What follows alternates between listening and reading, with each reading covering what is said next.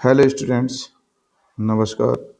मैं इस्माइल अली आज अपने YouTube channel math with Ismail sir पर सन 2025 का जो सेट नंबर 1 अनसॉल्व्ड क्लास चल रही थी उसकी 2 क्लासेस हो चुकी हैं। उसका पार्ट 3 मैं लेके आया हूँ। क्वेश्चन नंबर 4 तक मैंने करा दिए थे, 5 में से मैं आज कराने जा रहा हूँ। चलिए स्टार्ट करता हूँ मैं क्वेश्चन नंबर 5 का। सबसे पहले क्वेश्चन नंबर जो 5 है उसका का मुझे क्या सिद्ध करना।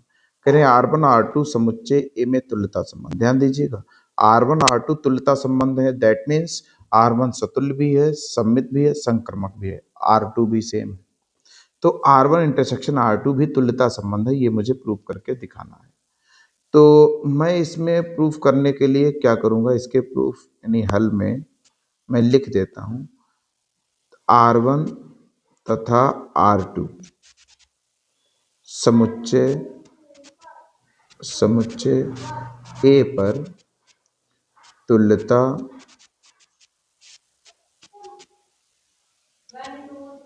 संबंध है। ठीक भैया, तुल्यता संबंध हो गया। अब मेरा टारगेट क्या है, मतलब एक तरीके से कहूं तो एम क्या है, तो इनका जो इंटरसेक्शन है वो भी क्या है, तुल्यता है। R1 इंटरसेक्शन R2 तुल्यता संबंध है, तुल्यता संबंध। अब जब ये तुल्यता मतलब इसका मतलब हमें इसमें पहली हेडिंग पड़ेगी कि R1 इंटरसेक्शन R2 स्वतुल्य है। कैसा है? स्वतुल्य। तो इसके अंदर हमें कोई अवयव लेना होगा समुच्चय ए का और दिखा देते हैं कि वो हमें इंटरसेक्शन के द्वारा स्वयं से रिलेट करता है। अब मैं कह सकता हूं यहां से कि ए कामा ए belongs to R1 and A belongs to R2 for all A belongs to A। मतलब ए का हम कोई भी एलिमेंट ले लें वो R1 और R2 के द्वारा स्वयं से रिलेटेड हो रहा है, क्योंकि R1 R2 तुल्यता संबंध है। इसका मतलब मैं अगर यहाँ से कहूँ, मैं ये बोल सकता हूँ कि A1 A जब दोनों में है ये, तो ये इसके इंटरसेक्शन में भी होगा, R1 इंटरसेक्शन R2 में भी होगा, for all A belongs to A। अब जब ऐसा हो गया तो मैं कह सकता हूँ R1 इंटरसेक्शन R2 क्या होगा, स्वतुल्य। ओके, जब ये स्वतुल्य हो गया तो अब हम यहाँ से क्या करेंगे, दूसरा नंबर क्या, R1 इंटरसेक्शन R2।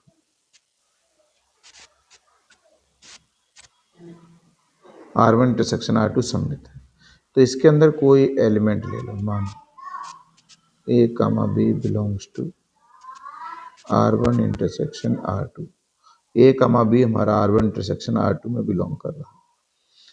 अब इसका मतलब मैं यहाँ से कह सकता हूँ कि जो चीज़ इंटरसेक्शन में है तो वो दोनों में होगी, तो इसका मतलब A, B belongs to R1 intersection R2 implies A, B belongs to R1 and A, B belongs to R2। चूंकि R1 R2 सब तुल्यता संबंध है तो सममित भी होंगे। इसका मतलब अगर A, B है तो B, A भी इसमें होगा। अब मैं अगर देखूं तो B, A belongs to R1 intersection और B belongs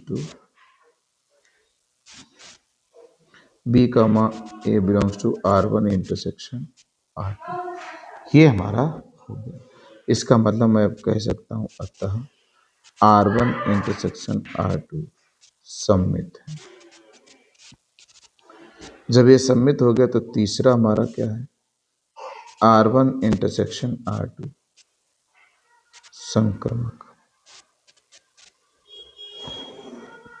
इसको संक्रमक दिखाने के लिए मुझे मानना पड़ेगा, मान लेते हैं माना A, B belongs to R1 intersection R2 A comma B belongs to and B comma C belongs to R1 intersection R2। अब मैं चाहता हूं कि ए बी है बी सी है, ए सी भी इसके अंदर हो जाए। उसके लिए मैं यहां से क्या कर सकता हूं, जरा ध्यान, ए कमा बी दोनों में होगा।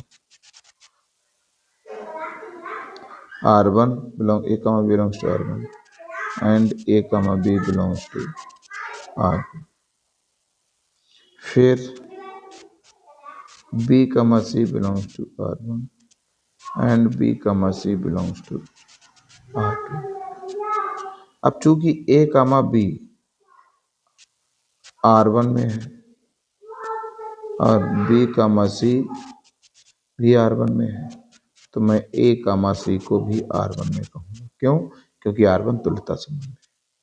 अब A कमा B R2 में भी है और B कमा C हमारा R2 में है, तो A कमा C भी हमारा R2 में होगा। जब हमारा सब हो गया तो मैं कह सकता हूँ कि जब A कमा C R1 में भी है बिलोंग्स टू R1, फिर A कमा C बिलोंग्स टू R2, तो इसका मतलब हम A कमा C को belongs to R1 intersection R2 कह सकते हैं।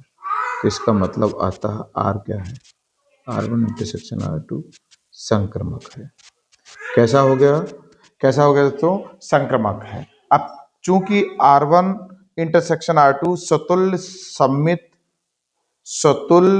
सम्मित संक्रमक तीनों है, इसलिए ये बेटा हमारा क्या हो गया, तुल्यता संबंध हो गया। तो इस तरीके से ये रिलेशन एंड फंक्शन का क्वेश्चन था, इस तरह से किया जाता है। अगला क्वेश्चन जो खा है वो मैट्रिक्स से क्वेश्चन है और बहुत ही बढ़िया क्वेश्चन है। तो शुरू करते हैं, अगले क्वेश्चन की तरफ चलते हैं। मैं इसको इरेज कर देता हूँ, इसको इरेज कर दे रहा हूँ, इसको इरेज कर दे रहा हूँ। और अगला क्वेश्चन मैट्रिक्स का क्वेश्चन है। ये भी बहुत इंपॉर्टेंट क्वेश्चन है, मोस्ट इंपॉर्टेंट क्वेश्चंस की कैटेगरी में ये क्वेश्चन हमारा होता है। तो देखिए अगला क्वेश्चन हम किस तरह से करते हैं।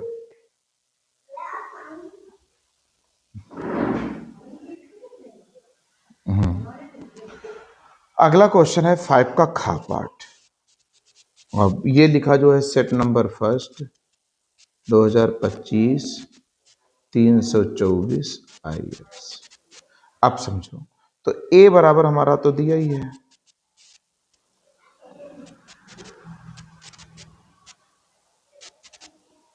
इस तरह से ये हो गया। तो हमें इससे ये करना है, तो एक काम करते हैं, मैं A बराबर ही हमको दिया है और मैं यहां से I प्लस A निकाल लो। वो क्या, I इकाई अवयव है प्लस A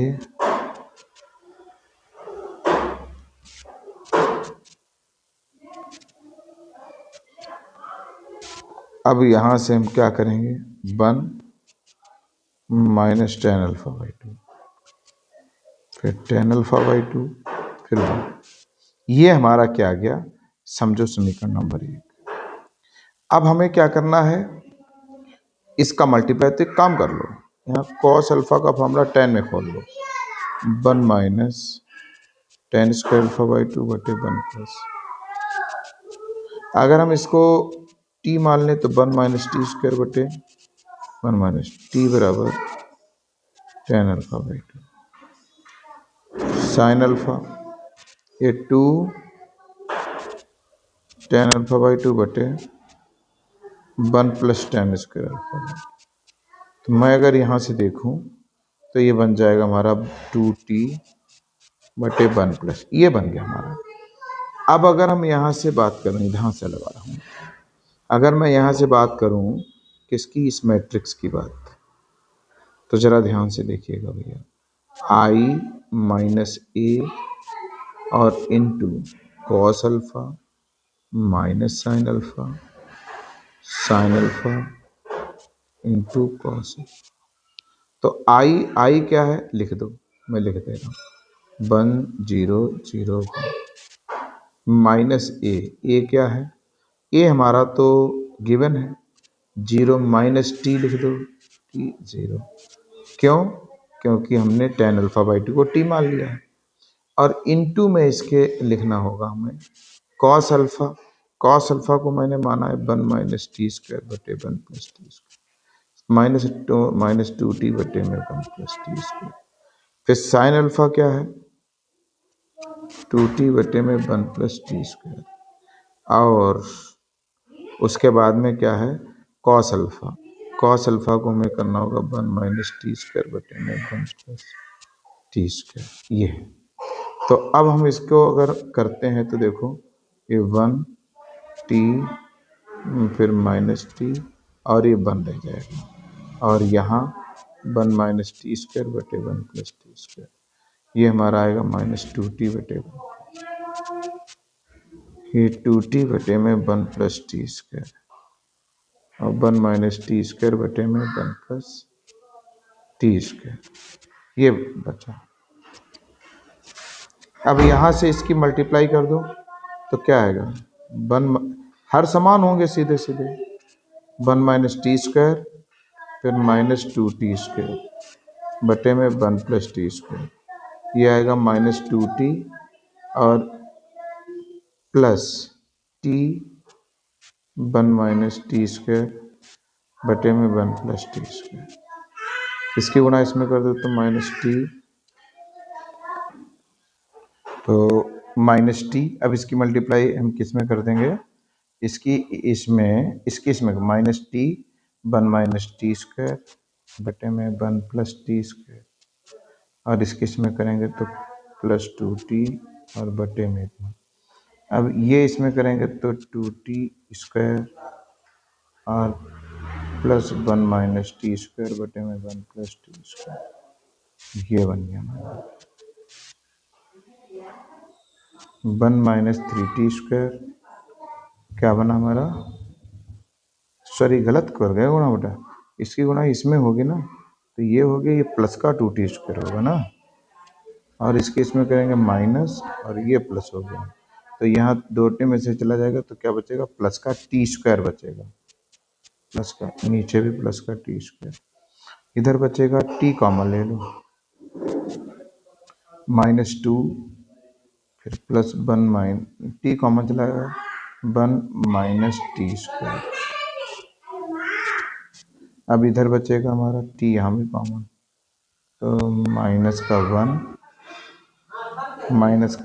और प्लस का टी स्क्वायर, और ये प्लस का बटे में 1 प्लस टी स्क्वायर, और ये आएगा 1 प्लस टी स्क्वायर बटे में 1 प्लस टी स्क्वायर, ये बन गया, ये तो कट गया, ये भी कट गया, तो यहाँ देखो सही से देखा जाए तो तुम्हें माइनस कॉमन ले लो, तो माइनस टी, अब 1 प्लस टी स्क्वायर बटे में 1 प्लस टी स्क्वायर, नीचे क्या है, फिर टी स्क्वायर प्लस 1, नीचे भी वही टी स्क्वायर प्लस 1,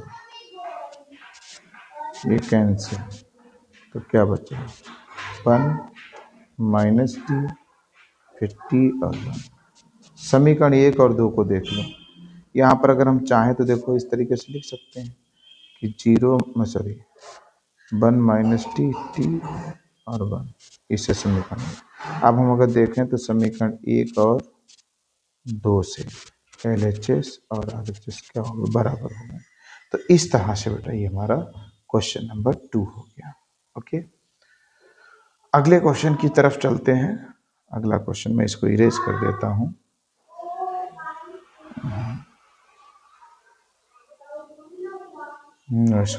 अगला क्वेश्चन नंबर हमारा 5 का गा, कह रहे इसको अवकलन करना है, तो मैं इसको y बराबर मान लेता हूँ tan इनवर्स sin x बटे में 1 प्लस cos x।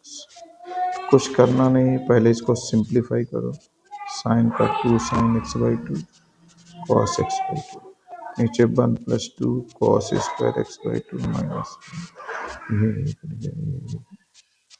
अब ये क्या आएगा, tan इनवर्स साइन बटे cos क्या होगा, 10% हो गया।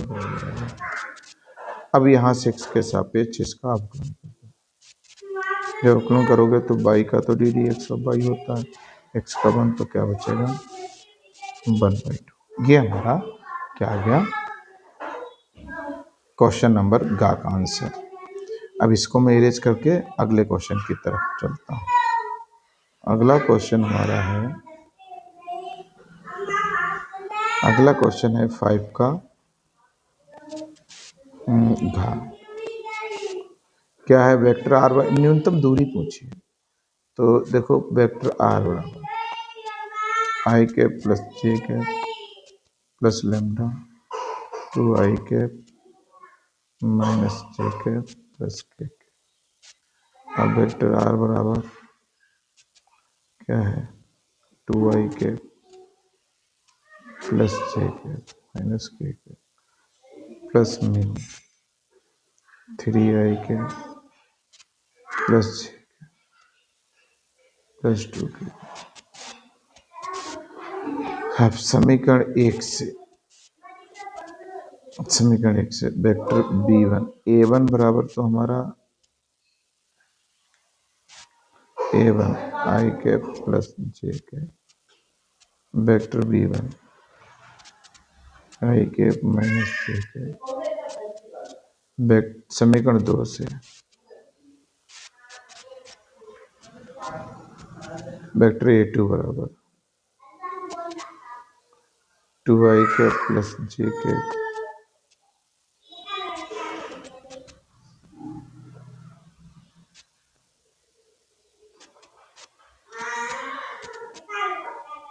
अब यहाँ से वेक्टर a2 माइनस a1 कर दो तो 2i में से एक आई जाएगा तो i कैप, जे में जे जाएगा तो 0 जे कैप और ये माइनस के a2 a1। अब वेक्टर b1 क्रॉस b2 निकालना, ये i कैप जे कैप के कैप। वेक्टर ए क्या है 1 1 0, सॉरी बी देखना है b2 माइनस 1 फिर 1, b2 क्या है 3 1 फिर 2।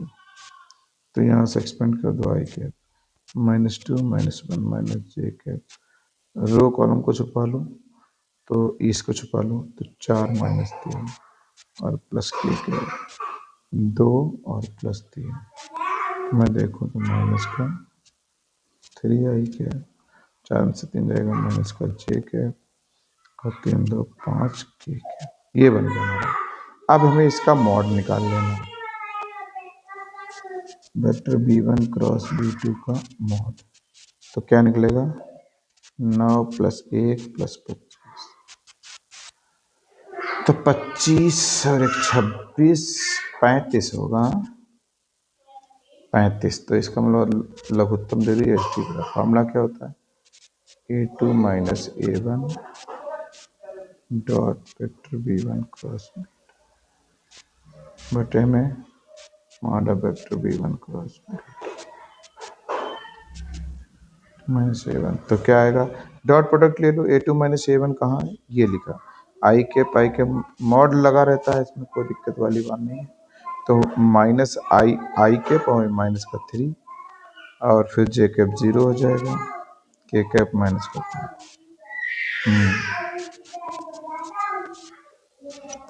8 बटे में 35।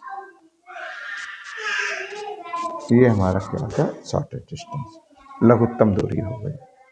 तो इस तरीके से हमारा क्वेश्चन हो गया। चलिए अब इसको मैं इरेज करता हूँ, अगला क्वेश्चन बताता हूँ।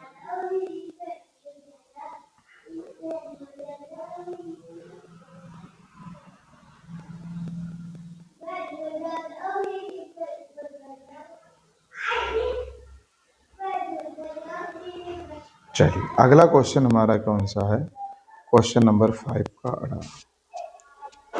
तो देखिए 5 का अड़ा क्वेश्चन किस तरीके से लगेगा। y बराबर दो तो इतना सिद्ध करना, y बराबर e की पावर 10 इनवर्स x के लिए।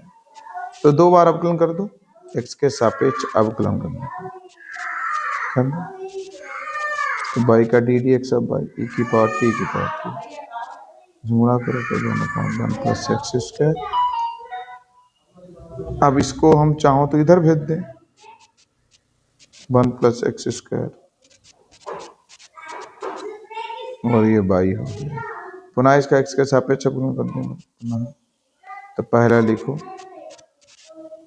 पहला लिख दिया भैया, दूसरे का अवकलन d2/dx प्लस पहले का अवकलन 2x, दूसरा ऐसे लिख दो, और लास्ट में क्या हो जाएगा हमारा y का अवकलन d/dx। इसको इधर लाओ तो 1+x² d2/dx plus 2x - 1 d/dx बराबर, तो ये हमारा क्या हो गया आंसर। तो इस तरीके से ये 5 के सारे पार्ट्स हो गए। 6 के अगले पार्ट्स में अगले लेक्चर में लेके आऊँगा। तो सभी लोग, आप लोग मेरा चैनल सब्सक्राइब कर लीजिए और अपने दोस्तों को शेयर करें, लाइक करें, और मैं आपके लिए इसी तरीके से बोर्ड परीक्षा के लिए उपयोगी कंटेंट लाता रहूँगा। ठीक, ओके, धन्यवाद, थैंक यू।